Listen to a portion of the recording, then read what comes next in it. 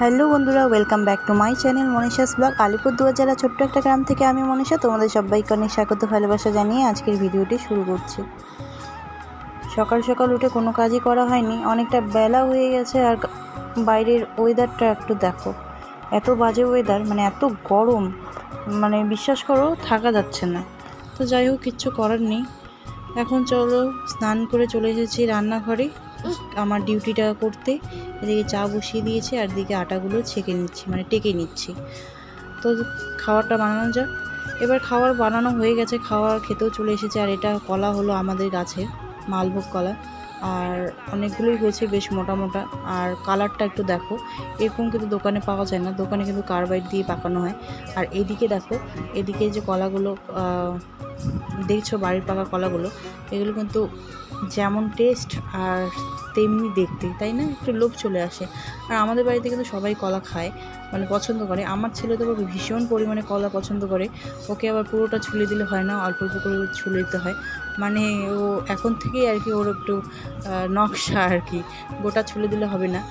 আর আমার ছোটোবেলাটা কেমন ছিল না, আমাকে কোনো জিনিস দিলে আমাকে গোটা দিয়ে দাও, আমি ছুলে টুলে একবারে খেয়ে নেবো। কিন্তু আমার ছেলে আমার বিপরীত, ওকে দেওয়া হবে, ও আস্তে আস্তে অল্প অল্প করে ছুলে দেওয়া হবে, ও ধরে ধরে খাবে। তো যাই হোক, আমি একটু চিপে চিপে দেখছি কোনটা বেশি নরম আছে। আর বাড়ির কলা তো বুঝতেই পারছো।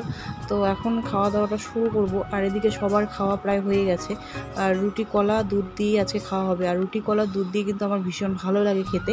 আমি জানি না কার কেমন লাগে, তবে আমার কিন্তু ভীষণ পরিমাণে ভালো লাগে। আর তার থেকেও বেশি ভালো লাগে হলো ঘুগনি দিয়ে রুটি বলো, লুচি বলো।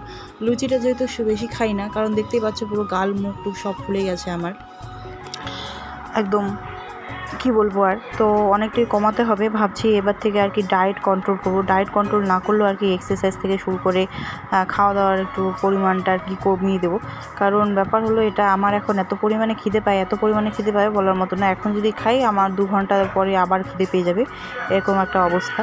তো যাই হোক, রুটিগুলো আমি ছিঁড়ে ছিঁড়ে নিয়ে নিলাম। এখন কলাটাকে চটকে নিয়ে দুধ দিয়ে ভালো করে মেখে নিব, আর এইভাবেই খাবো। আর ভুনু ওদিকে ছিঁড়ে ছিঁড়ে খাচ্ছে অল্প অল্প করে। তো যাই হোক, সবার যেহেতু অভ্যাস মানে একটা সবজি দিয়ে খাওয়ার, তো হঠাৎ করে তারা যে এই দুধ কলা দিয়ে মানে আর কি ব্যাপারটাকে মেনে নিতে পারছে না। তবে আমি তো ভীষণ পরিমাণে আনন্দ। আর আমার পেছনে যে ওই যে ব্যক্তিটাকে দেখছে, ও কিন্তু প্রচণ্ড পরিমাণে ভালোবাসে দই, চিড়া গুড় বলো, তারপরে রুটি।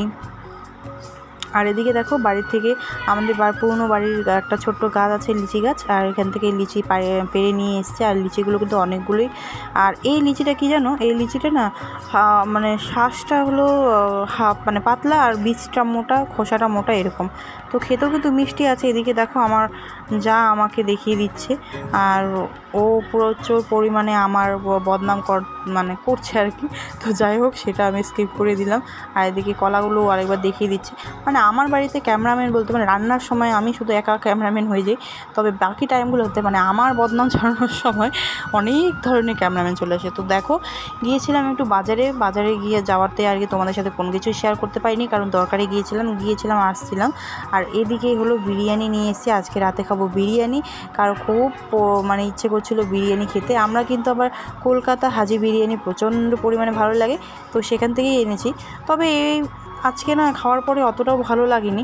যখন একটু মুখে দিয়েছিলাম তখন তো ঠিকই লাগছিলো, পরে যখন খাচ্ছিলাম তখন অতটাও ভালো লাগেনি, কারণ ওই যে জুসি ভাবটা থাকে না, সেই জুসি ভাবটাই নেই।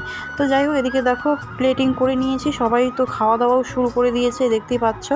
আর এদিকে বুনুগুলো গুছাতে লেগে পড়েছে, ডাস্টিং করছে ও। আর এদিকে বুনুকে দেখো। তো চলো খাওয়া দাওয়াটা করে নিই। এবার আমার থোবড়াটা একটু দেখিয়ে নিই তোমাদের। তো এই যে আমার থোবড়া, এখন আমি টেস্ট করে দেখবো। আর এখন টেস্ট করে দেখছি যে ভালো লাগছে, পরে খেতে আর ভালো লাগছিল, মানে জুসি ব্যাপারটা ছিল না।